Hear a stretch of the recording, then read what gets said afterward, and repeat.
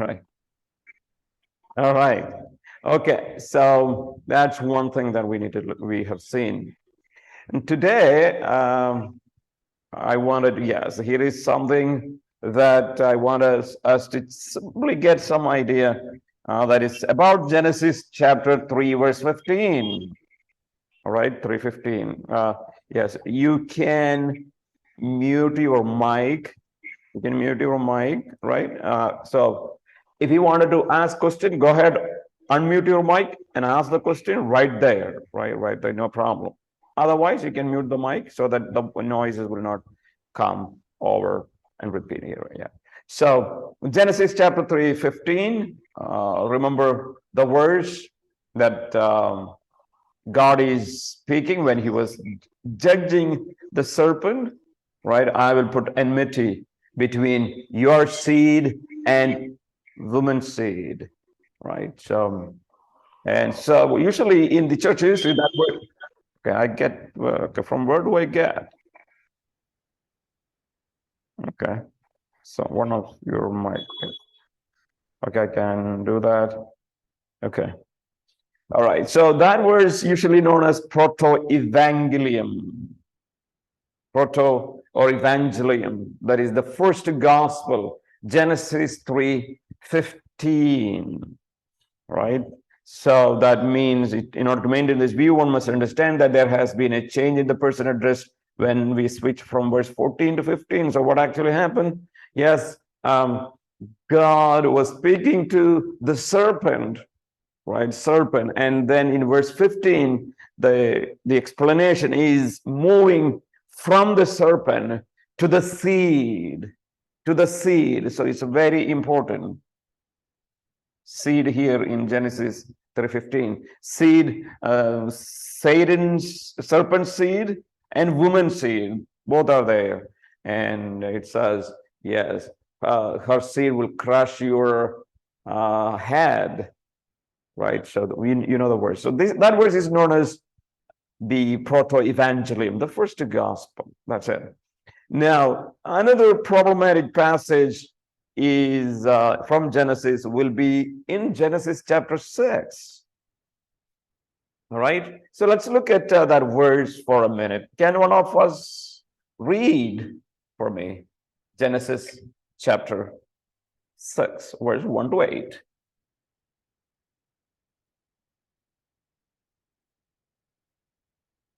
Yeah, I would encourage you to open your Bible, right, as we study on the Bible. Okay. Please. When human beings began to increase in number of the earth, and daughters were born to them, the sons of God saw that the daughters of humans were beautiful, and they married any of them they chose. Then the Lord said, my spirit will not contend with forever, for they are mortal. Their days will be 120 years.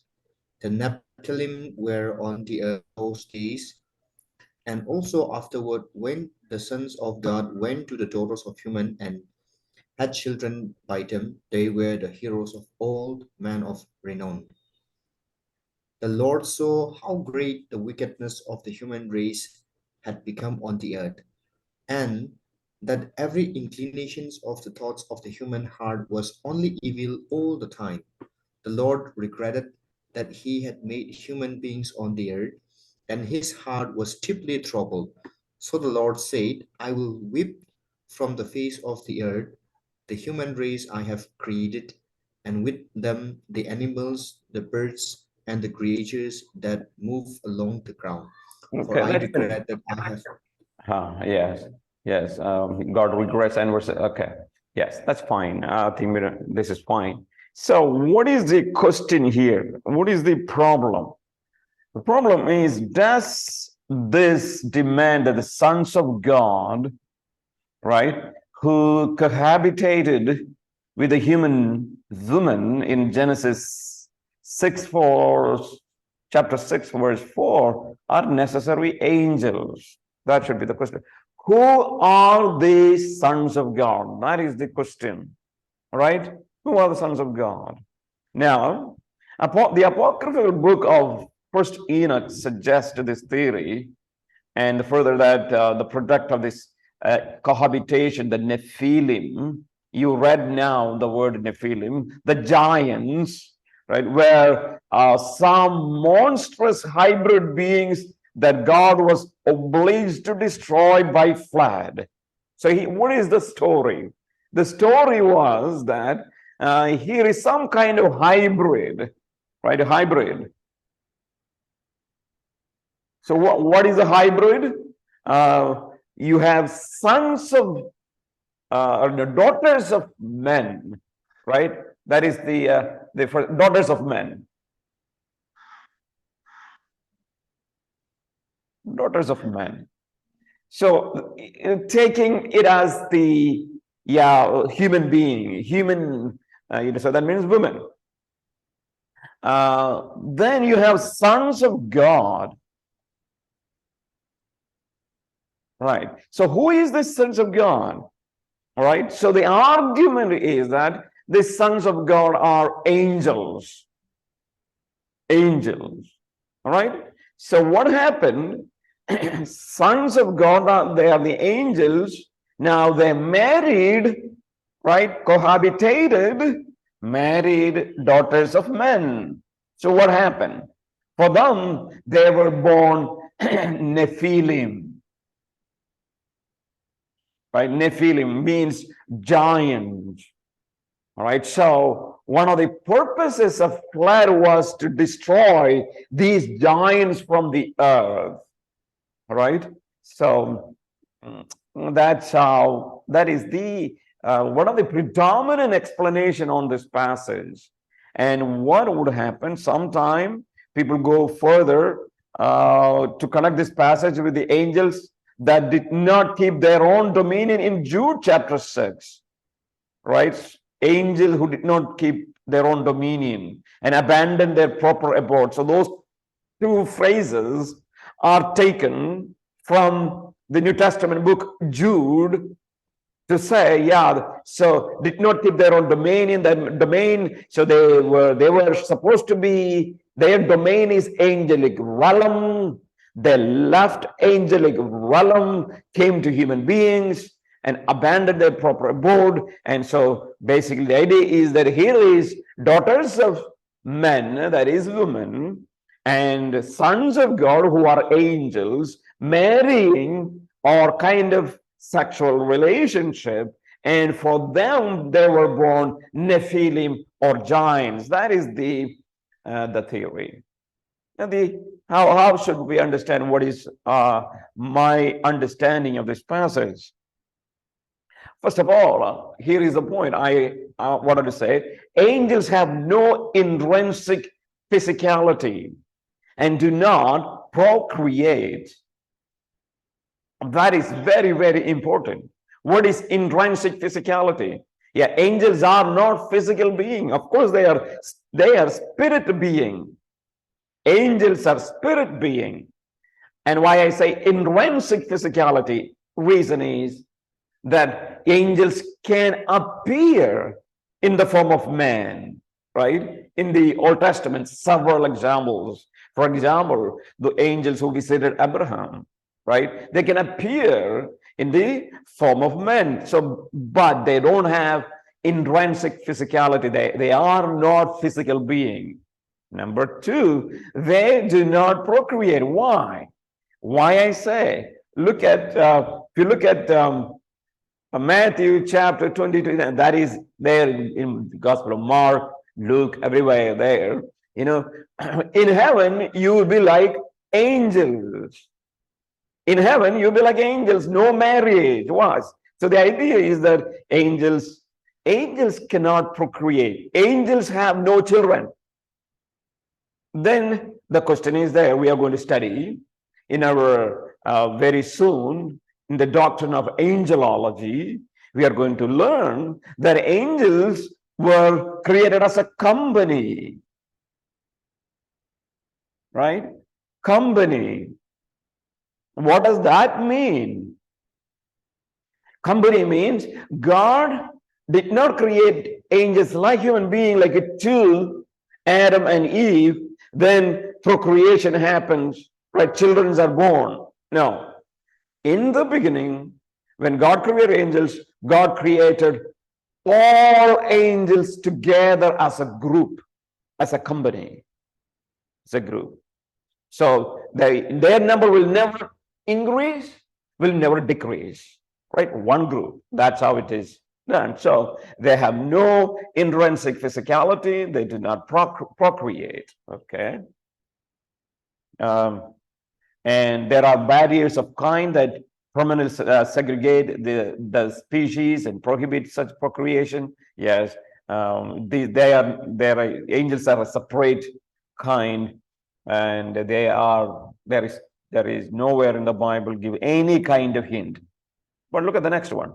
There is no indication that Nephilims are extraordinary species, like kind of hybrid, eliminated in the flood. There is no indication in the Bible that Nephilims were eliminated by flood, because we know that they re-emerged in the post-Diluvian world. What is post-Diluvian? After the flood. Let's look at this verse. Numbers chapter 13. Can we look at that one? Numbers chapter 13, verse 33.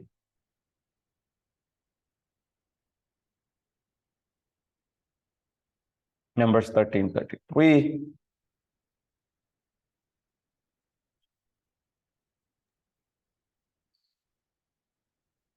There we saw the giants, the descendants of Anak came from the giants, and we were like grasshoppers in our own sight, and so we were in their sight. Yeah, yes. NASB would read there we saw Nephilim, right? In King James, you have the translation giants.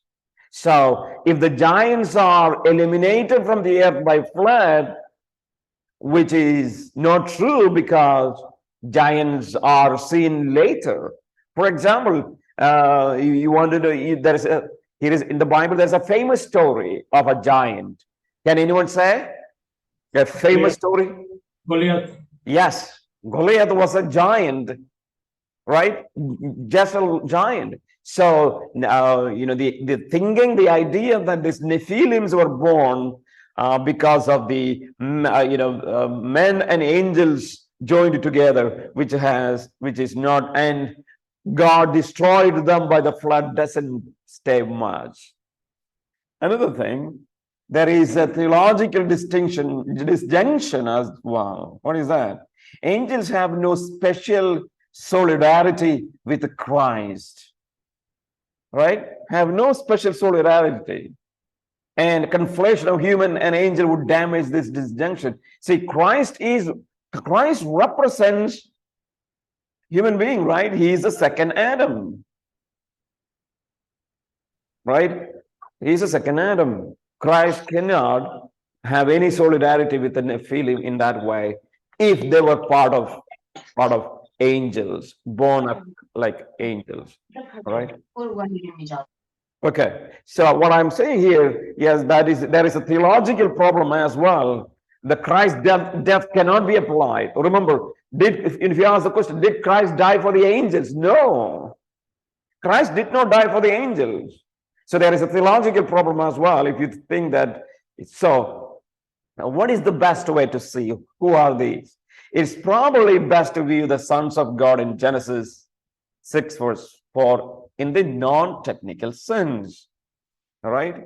So what does that mean? Son of is a common Hebrew idiom that means having the characteristics of.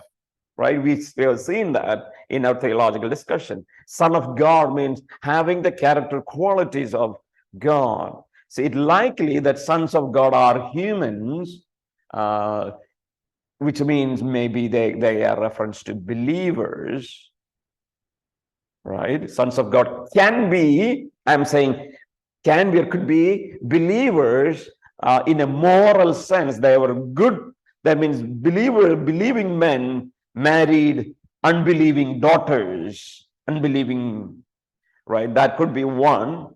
which is argument is that they are relatively godly descendants of Seth. So they are Seth descendants. That is one of the argument. Or govern in a governing sense, sons of God. That means they are the dynastic rulers, right? Dynastic rulers. Yes, in the Bible, there are times, many times, the Bible used that those who rule for God are called to be sons of God, and this was also practice of many ancient Near Eastern. That word is used for kings and rulers. So it could be either of them.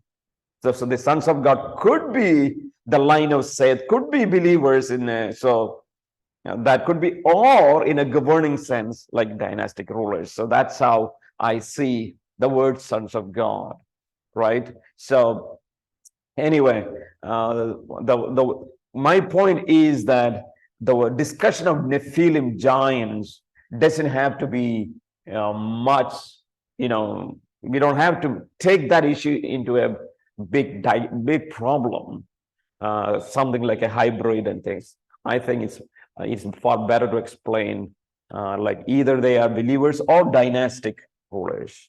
Okay, that's how I look at. Now let's go to the time of Noah, right? We have discussed so much about the flood, and so I don't think we need to discuss. But I wanted to post something here. The covenant with Noah. God made a covenant, right? So this passage is completely given over to God's initiative in making a covenant with all humankind, right? So here are some debate about covenants. Some, most of the covenant theologians would see that God making a covenant with Adam. So Adamic covenant would be the first. Maybe yes, it could be a covenant. But here, much more when you look at Noah, God's covenant with, God's speech with Noah clearly suggests it much more like a real covenant. So let's look at the repetition of commission given to Adam demonstrate with Noah that there is a new beginning, but one that required a covenant. So God spoke to Adam. Now, what we are seeing in Noah's case, God is repeating most of the things that God spoke to Adam to Noah. The reason why is that, yes, there were millions of people on the earth. They're all gone now, right? All gone by the flood. Everything starts anew, and therefore there's some kind of repetition necessary, right? So there is covenant with obligations for men and women and promises from God, because people might begin to wonder whether God held life cheap or whether taking life was a small matter, right? So the reason why God made a lot of changes is that people should not look at life as a cheap thing, because remember what God did. God destroyed everything. God destroyed human by flood. God destroyed animals by flood. God destroyed plants, trees. So the destruction was so huge in that there is a possibility that people might take that, okay, destroying, killing is where it's simple matter. So God doesn't want that to happen. So God is now making some covenants. All right. So this is a unconditional, unilateral covenant. Remember, there are unilateral, bilateral, right? So this is a unilateral covenant that God is the one who makes this covenant, right? Whether the other party is with him or not, it is unilateral. And if you look at from this time on, God is known, the God of Israel is known as a covenant making and a covenant keeping God, right? That is from the Noahic time onwards. you read that God is a covenant making and covenant keeping Yahweh. Yahweh as a covenant making and keeping God, right? Because then you throughout the Old Testament you would see that there were many covenants. Now, what are the things that you need to see from what is the comparison that you need to see? So let me put this one. Okay, so that you can have in one. All right, chapter 9 of Genesis and chapter 1 of Genesis. What you would see? Yes, chapter 9, verse, the fear of you will fall upon everything. This is Genesis 9. All right. And Genesis 1, you see, you rule over every living creature. Right. That is one thing that is still repeated in 9. All right. In Genesis 1:29, I have given you everything for food except one thing, right?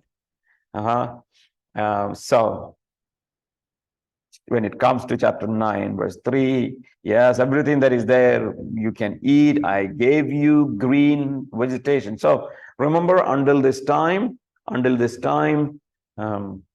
you would see that men were eating only vegetable, right? Men were vegetarians. But when you come to chapter 9, first time, God is allowing them to eat meat. And chapter 9, verse 5 to 6, yes, this is not here in Genesis 1, but it happened in chapter 4. Remember? Cain, right? Cain killed Abel, right? Right. But that was the first murder. But God never gave a law about murder there, right? So, but what happened when it comes to chapter 9? There is the constitution, we call capital punishment. What is that? If someone sheds another person's blood, his blood has to be shed. Means if someone kills another person, he has to be killed, right? If someone kills another person, he has to be killed. So that is a capital punishment. So you see that there. And then, of course, same thing repeated. God created man in his image, and that is repeated in chapter 9 as well, right? So what we are looking at, yes, there are a lot of things that God is speaking again, something that he spoke to Adam with a slight difference, right? And I have some notes here. Okay, look at this one. Eating meat, as long as its blood has been properly drained. For the first time, God is allowing humans to eat meat. First time. What was the let's look at with me that passage, chapter 9, verse 3 to 4, Genesis, since we are looking at, let's look at that one. Genesis chapter 9. You read, sir? Yes. 3 and 4. Every moving things that lives shall be food for you. I have given you all things, even as the green herbs, but you shall not eat flesh with its life, that is its blood. Okay, so it says, yes, every moving thing that is alive shall be food for you. Wow, that is something. The other day I was watching something, so, and I think I have seen that. And I went to what is that, Nagaland, Dimapur, the capital of Nagaland, Dimapur, right? Yeah. So there is what's that? Is it Kohima? Kohima, I know where do you have that airport? Dimapur. Airport is in Dimapur. Dimapur, yes. So went there. All right, and so one of our friends took us to see the market there, right? And the first time I saw them, they are selling worms. you know, selling, which someone who came from a South India can never expect, right? Right? Like, how do you eat? Yes, maybe there may be some people, but anyway, how do you eat worms? But here is the point. Look at this verse. This verse says, every moving thing that is alive shall be food for you. Every moving things, all right, all kinds of things can be eaten. So what do you read here? So in chapter 9, God allows people to eat meat, right? But when you go to chapter Exodus, God brings some restrictions on what kind of meat now you can eat, right? But that is not what you read in Genesis. There is no restriction at all. For example, pork, pork. Yes, it is. Children of Israel are not supposed to eat pork. Fish that has no scales are not supposed to be eaten by Israel.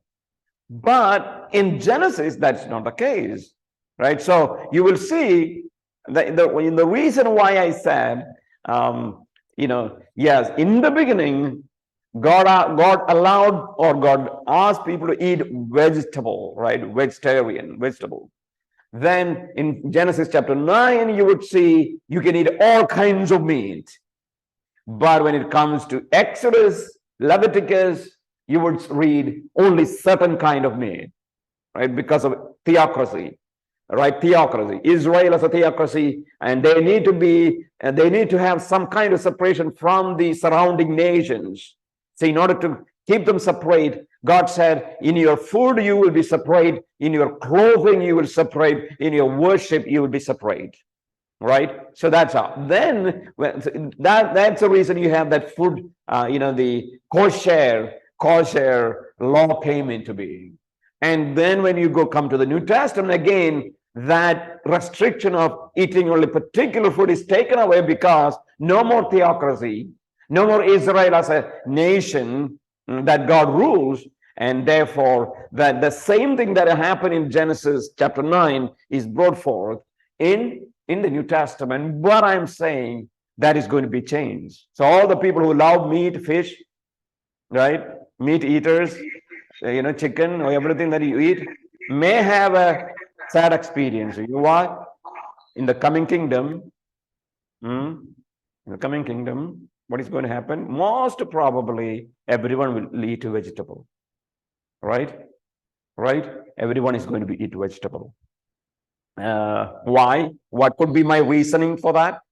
Is that because remember, in order to eat meat, you need to kill animals, right? You need to kill animals, which is not going to happen in the only animals will be killed only maybe for the purpose of sacrifices. Other than that, it may not be. I think that's what I look at. So anyway, now our problem is why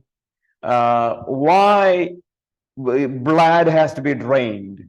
Why blood has to be drained? Because throughout the Bible, blood represented the life. Blood represented the life. Yes. So God doesn't want anyone to eat a live animal. God doesn't want to eat anyone a live animal, right? So the point, why God said you drain the blood is that that people may eat flesh as long as it has no longer life in it. The purpose of draining the blood is simply that it should be dead. Animals should be dead. If it is not dead, no, you're not. That's the reason God asks us to drain the blood. It's not anything magical about blood, but it's to make sure that the animal is dead before you eat. Another one, executing murders. God's warning in this section taught people to safeguard life, because why capital punishment was brought? So that God's purpose can be fulfilled. What was God's purpose? Fill the earth, right? Initial command, fill the earth. So in order to fulfill God's command, which is given in Genesis 1, repeated in Genesis 9, that you need to fill the earth. There should be people born, and the earth should be full of God's image bearers. And in order to safeguard that, when God brought capital punishment, right? So God's warning, God wants to safeguard life, both in how they eat meat and how they preserve the life on the earth. By this teaching, humankind would learn that law was necessary for the stability of life in the new order, that wickedness could not go unchecked as it had before. It might again attain dimensions that nothing short of a flood could correct. So human government was instituted in these early provisions. Remember, we are going to talk about this one, a dispensation of human government. So right here, God is establishing kind of a governmental system to safeguard life so that human being will fill the earth. Israel later had laws against bloodshed and eating blood, more fully formulated as part of Sinaitic covenant. All right. So that is what we learn about eating meat and killing human beings. Why? God brought this law. So this is now human beings are to function like a government to see what is right things being done to preserve and guard human life on this earth. So, and all kinds of life on this earth, not only human life. All right. And now you have the covenant that God made with Noah in chapter 8. In chapter 9, verse 8 to 17. God says, I will not destroy the earth again, right? With one flood. God never said that I will not destroy the earth again. He said, I will not destroy the earth again with a flood, right? Flood will not be used as a means. So, but that means in the New Testament, when you come, yes, you will see God is going to destroy the earth with a fire. Right, so sign of the covenant was a rainbow. Maybe that the first time, right, you see. And of course, curse of Canaan, or you read in chapter 9. Okay, that's not, I'm not going to spend time there because I wanted to spend some time in here, coming to chapter 11, where we are going to look at family of Terah. All right.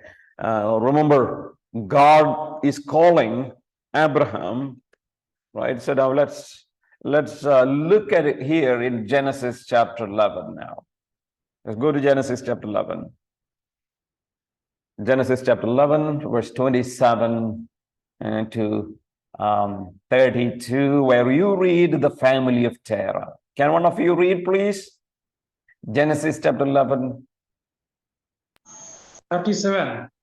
27, yes. Anyone is reading? Go ahead. This is the genealogy of Terah. Terah begot Abraham, Nahor, and Haran. Haran begot Lot.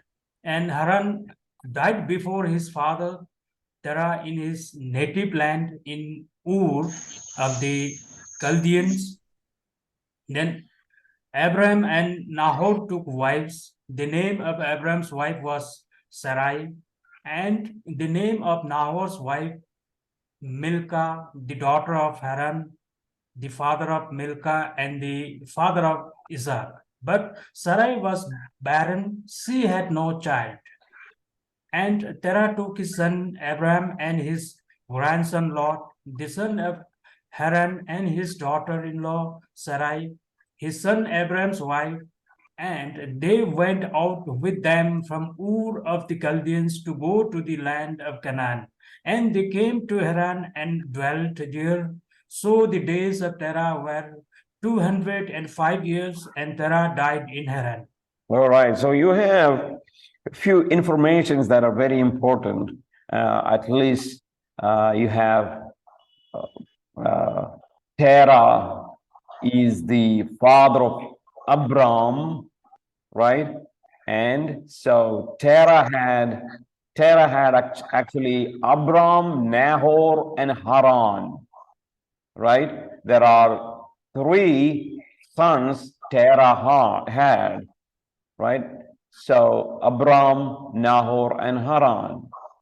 And Haran became the father of Lord.